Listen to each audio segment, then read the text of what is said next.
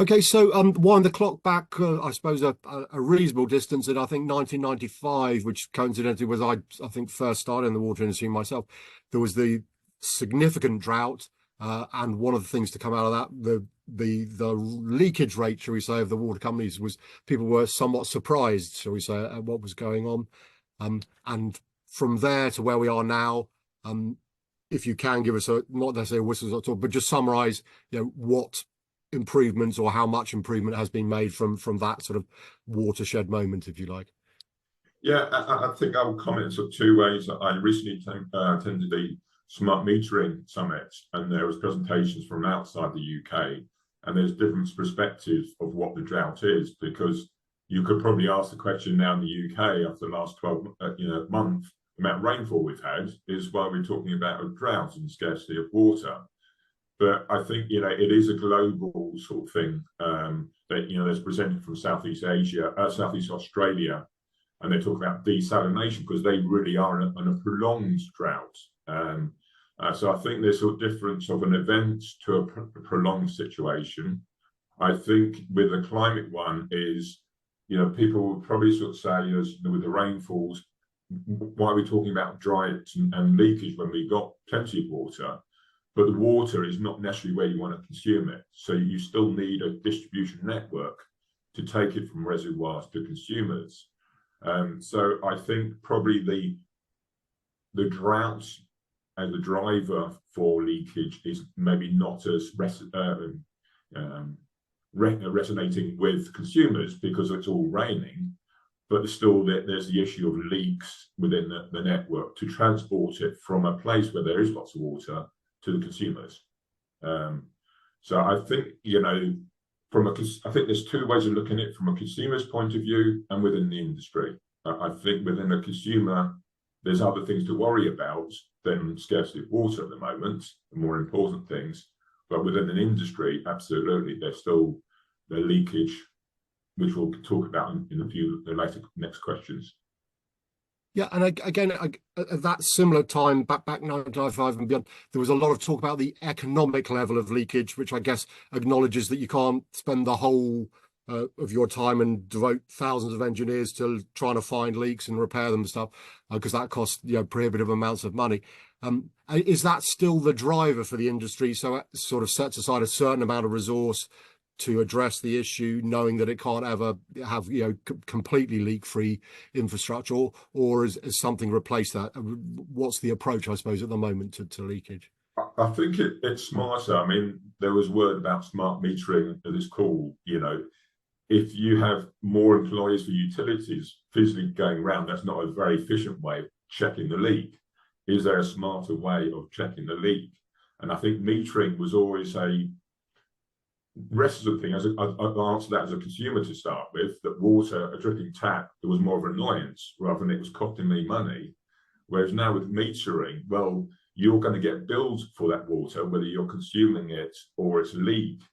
I can actually understand it from a metering point of view that there's a justification. If it's a leak, continuous flow, it's costing me money. So the economic driver is, I will save money if I fix that leak.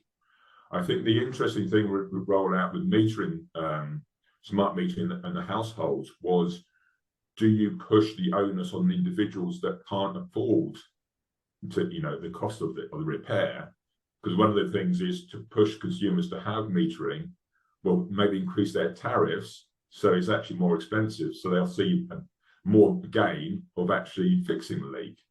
But then some people can't afford that. So I think it's an education sort. So there is definitely a smarter way of doing it, both from a consumer point of view and a utility, and it benefits both parties. So I think there's just a trend to, and we'll go through the technology, and remote diagnostics is probably the driver to a person going around in a van, spotting the leak and fixing it.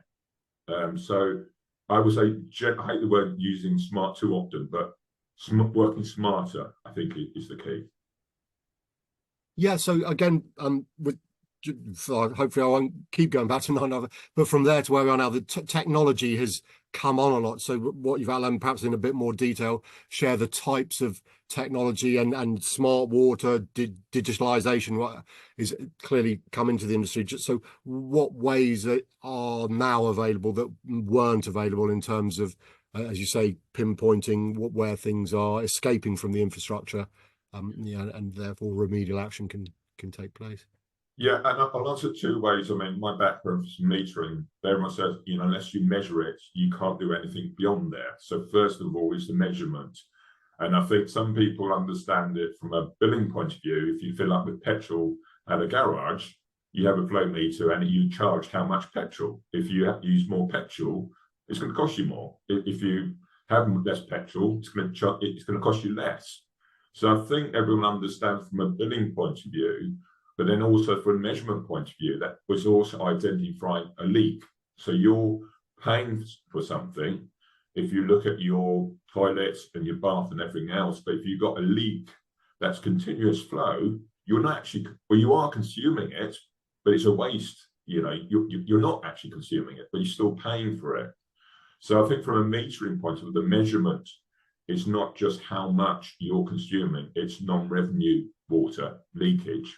That's a waste to everyone. It's a waste to a consumer because you're paying for it, but you're not using it. The utilities, all the pumps and everything else, they have to pump more in there because there's more leaks. So it's very inefficient sort of system. So definitely measurement will identify, not just from a billing point of view, but non-revenue water. But then the infrastructure of a lot of these metering are remote locations. Some are buried underground, some are middle of a field.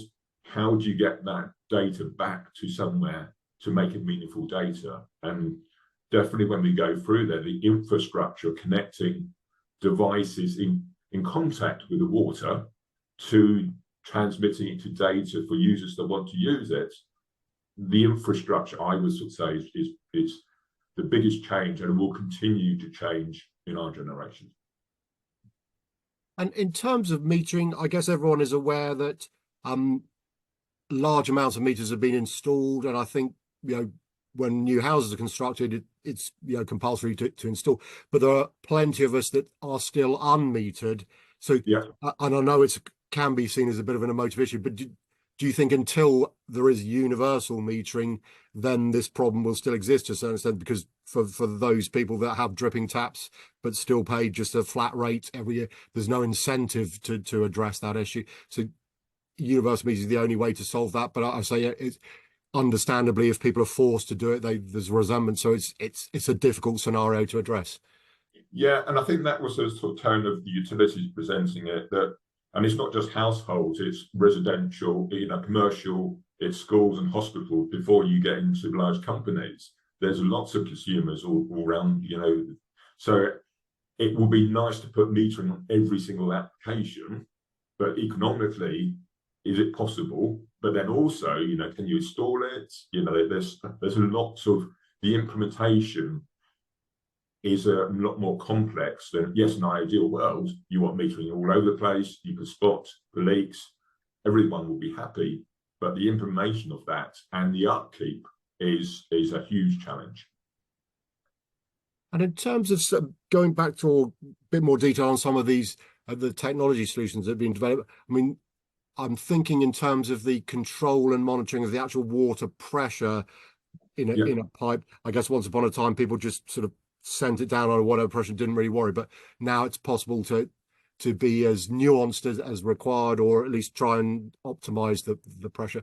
So how much of a difference, if you like, does that or can that make to stopping leaks happening in the first place, which I guess often happen just because there's too much pressure on infrastructure that can't cope? Yeah, and I think, again, there's sort of two ways that I would look at it, from flow and pressure points. How many flow meters and how many pressure transmitters do you put in your pipeline? You could, spot a leak, you put it every 10 yards, but then if you look at the pipeline, you're talking about tons of instrumentation, and that's not just the cost of the instrument. You've got to install it, you've got to cable it back, you've got to transmit it there. So there's always an economic one to sort of say, how much can you afford? If they're further away, you'll have a bigger area. You won't know exactly where the leak is. If they're closer distance, you're more centralizing it. So I think the sensor technology has helped, that if you've got a flow point, why wouldn't you put a pressure measurement in there? So you won't have two instruments, you'll have one instrument doing the same thing. So that's one huge advantage, that every flow point will measure pressure. And that's definitely what we see from a multi-variable point of view. But there's always the purpose of it. I think non-revenue water, it's how do you quantify that from a business case, because it's negative. Billing is always positive. I'm charging you something, I'm getting money back. Non-revenue water is sort of the one that no one gets any, because it's loss. It's a loss. So it's almost a loss rather than a gain. So yeah, I think multivariable and transmission techniques, and we'll go into telecoms and wireless, that rather than based on old-fashioned technology, new technology implementation now, well, why can't I do that now? Why can't I put more measurement points? Whereas in the past, old-fashioned technology was the limitation. Yeah, and in terms of mentioned the sort of digital solutions, in terms of you can monitor like asset condition, pinpoint leaks, but I know everyone, not just the water industry, but every industry out there, data is the sort of, the holy grail.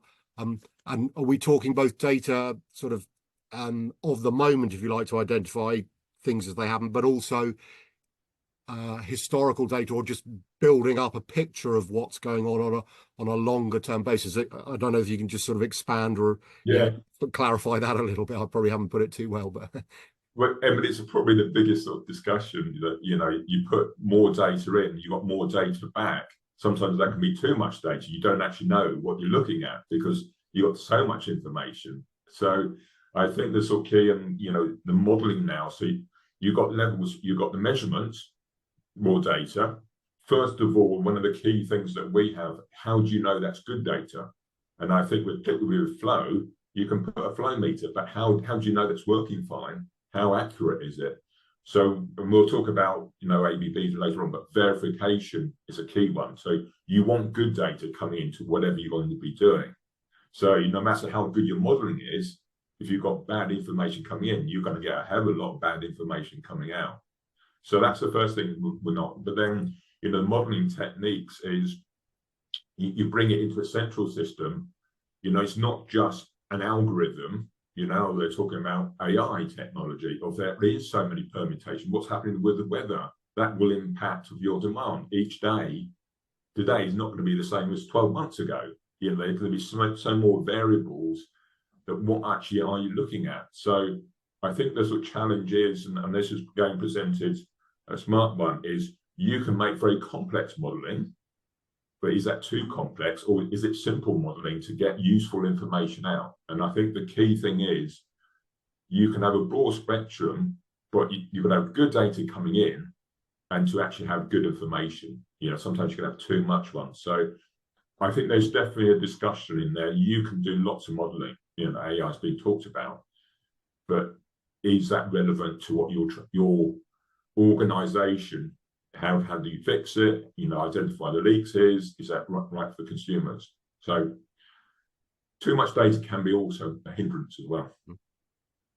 And just to add to the picture, I mean, sustainability, we sort of covered it at the top of the interview to a certain extent, that obviously the climate volatility, there's potentially, dry periods, droughts or whatever. So conserving water is important, so less leaks, a good idea. But there's also the idea, as you say, of this non-revenue water. So water companies are spending a lot of money treating the water, it rains, reservoirs, wherever it is. They then treat it, spend quite a lot of money on it, and then a certain amount of it never gets to the customer. So in essence, they've wasted their money, but they've also used quite a lot of energy, resource, etc., to achieve nothing, which isn't very sustainable, should we say. So just your thoughts as to whether the water companies feel under certain pressure to respond to that aspect of the leakage cycle, if you like. Yeah, and I think there was a question I was asked from an article, is what's the water impact on the climate change at the moment? And I associate climate change with CO2 emissions and power stations, and maybe water is probably the less thing. But people remind me, you have pumps there, that consumes energy. to actually pump the water. It's not going to be gravity fed from your reservoir to your house. You're going to have pumps, as well as the treatment work. So they consume energy. So if you can make the overall system as efficient as possible, you are minimizing your energy, which has an impact also on climate change, as well as water being a scarce resource. And I don't think anyone would dispute of having a more efficient network benefits everyone, but it's how you get to a more efficient network. Yeah, and perhaps that's a good time to focus on ABB, because clearly you have a long and rich history pedigree of the, I know you work in multiple industries, but in the water industry. Yeah. So it'd be good to understand, if you like, what smart digital, how you characterize it, solutions that you have developed or are developing to address this particular problem that the industry faces. Yeah, and I'll answer specifically for Magmeters, or I try not to use abbreviations, electromagnetic flow meters. Magmeters are predominantly in the network. So we're not talking about domestic water meters. That's not really, our bag. It's within the network, within the utilities. And I would sort of say of definitely the sort of change compared to other industries. When we produce a Magmeter at Stonehouse factory, it's calibrated, and that's a proof of how well it's been working in our calibration. But when it's installed, on site, how well is it working on site? And I would sort of say the use of verification is probably one of the biggest tools that we now have digital solutions. That's called a fingerprint. It's basically a fingerprint is almost like the birth certificate. When it leaves the factory, I'm working fine. But when it's installed, we've got digital tools to can then actually look at not just the diagnostics, whether it's everything working fine, but we can do basically a verification to around about 2%. It's not as accurate as the original flow calibration, but that's an added one to actually get to utilities to say we've installed it correctly, the meter's working fine. This is your additional information from that smart device that I am working fine. You don't need to do anything, because sometimes, someone doesn't believe what's happening. It's always the instrument's faulty. And I would say definitely within our digital solutions, verification, I would say the water industry it's almost essential. It's not like, can you offer it? You have to offer it. It doesn't replace calibration, but it just, utilities say it's more data and information for them to verify the installation. So I think with digital information, it's not a transformation. It's additional thing to the original principle of effectively Magmeters. And I think that the next stage is on transmission. That in the past, 4 to 20 or pulse was the output from it. 4 to 20, you only have one variable, so that's why it's a flow meter. So now we got the advanced flow meters that measure flow and pressure. You have a data logger in there, but it's now telecoms. It's basically put a SIM card in the flow meter. So you can be two ways. It can be still be main supplied, or it can run off totally a battery. So if it's a very remote installation, you can be battery, don't have to have any power there, it's battery powered, and it just sends it as a mobile phone will do. And I think this is one of the infrastructure discussion that the Internet of Things is being talked about, of rather than having the infrastructure used just to connect Magmeters, our challenge is now to connect to existing telecoms, and it's a whole different ball game altogether. You have telecoms, IT people coming down into instrumentation. We're talking to IT people now. Some of the terminology questions I have now is nothing to do with flow measurement. It's all about IP addresses and MQTT and NB-IoT and all these acronyms out, and that's actually telecoms. So for me, the blur is, rather than the instrument being one domain, IT was something completely different. IT is coming down very much closer to the instrument. And I think that benefits, the whole thing. If you can connect more devices to the same infrastructure, you'll get more data back in the same manner. And I think that's, the transmission and particularly telecoms approval is going to be the next, well, it is now, and it will continue to be the next big change in the digital path. And you mentioned AI a little bit earlier. I mean, again, the world and his wife's talking about the huge impact of AI, GPT. We've seen already slightly sort of, should we say, at a lower level, but what it can do in industries and engineering. I mean, do you see that AI can be used as a force for good in things that ABB is doing and for the industry around this area? Or you've already explained a fairly intelligent way of controlling the network. Can AI sort of enhance that in any way, shape, or I think as a technical person, I mean, AI will come, because there's so much parameters that even like dosing, how much do you dose if you don't know what the flow rate is? So how would you predict your dosing rates? And normally, if you're dosing something in there, you err on the side of caution. If you think you can get away with this, you put a little bit more or something in there. So these modeling money depends on what the weather forecast predictions for the weather forecast. There's so many things going on. I would sort of say is within conventional algorithms, how can you actually really put a tight model on there? And I do see at some stage AI, proper AI of the self-learning come in. And I think there's always what is AI? It's not just a complex algorithm. It's the self-learning. The self-learning part is the key thing. And I think that there's the adoption of self-learning or Big Brother taking over, and how much I think that's the thing, how much you take over. Because the other flip side with the digital world is cybersecurity. If you have the self-learning side of things, there's got to be secure, because cybersecurity could take over your whole utility and you don't know where it's going. So I think there is a journey to go down there, even disclosing data. I mean, one of the discussions the last couple of days of, if I got a meter on my household, that's my data. Can I share it with utilities? Is there a privacy one? Whereas the utilities say, well, for the better good, sharing of that personal data benefits everyone. But there is a personal data discussion out there of who owns that data.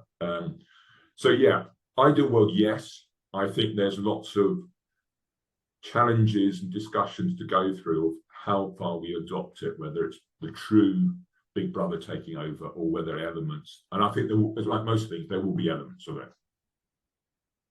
Yeah, and perhaps in conclusion, it'd be good to understand. I mean, clearly progress has been made, and you very eloquently explained if you like, the complications to get to the next level. Do you think there is a willingness and an understanding of where things do need to get to, and therefore it's just sort of almost not a box ticking exercise, but people just need to understand what you said, but they know where they got to go? Or is it as fundamental as not even being sure quite where they want to end up when it comes to this aspect?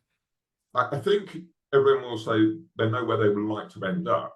It's one of these things. We have a very mature infrastructure, so legacy support is one of our big issues. If you're building a network from scratch, it's very different.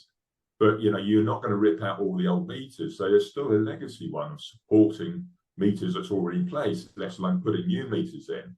The resource associated with that, the supply chain. Can the supply chain cope with all the utilities going to that the next out phase?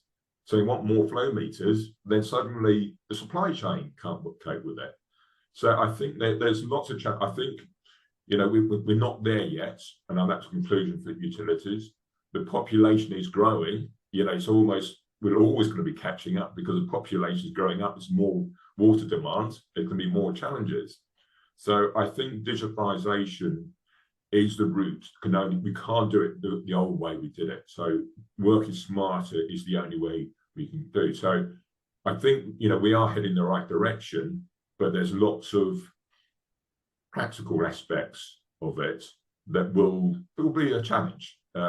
And definitely the implementation of it, it is going to be interesting, let's say. Yeah, maybe just one thing as well, the human sort of AI friction, if you like, because as you say, AI is self-learning, so it can almost run the network without any human intervention. It can spot mistakes and potentially send out tickets for people this needs doing. but I guess there are a lot of water engineers with a lot of experience that potentially are nervous or just don't like the idea of a machine telling them, this needs doing when they've had, 30, 40 years of experience. And so how do you see that sort of blend of robots and humans? Will they coexist, or eventually, as and when the experience from the industry retires and perhaps isn't replaced as much as it needs to, will just your thoughts, I suppose, as to how that landscape might evolve? I think, you read all the sci-fi ones of the AI taking, and we never have to work, and all we can do then is just sort of leisure of reality. Definitely my generation, that will never happen. I do believe from an organization point of view, they can be more efficient to say, what are people best at doing? And they can focus on time, because definitely there's some activities people are still much better than machines, even if it's AI. And I think that's from a management of resources. AI is a resource, but I definitely think people and people skills, because no matter what system you do, there will be some oddball ones. And sometimes us humans are better at finding those odd ones rather than AI. So for me, I was definitely saying my generation, there'll be a blend. And I think people skills actually would become more important, because that's actually when it's required. Whereas in the past, you're sort of thinking that valuable engineers doing something basic, which actually could have been done by AI. So I would sort of say that, yes, it's a scarce resource, but I think humans will actually become even more important in the future because of the tasks they have to do and they're best at doing. Okay, I mean, it's been great to chat to you and some brilliant insights as to what's going on both now and potentially in the future. So Simon, I'm really grateful for your time. Thanks very much. No problem. All right. Have a good weekend.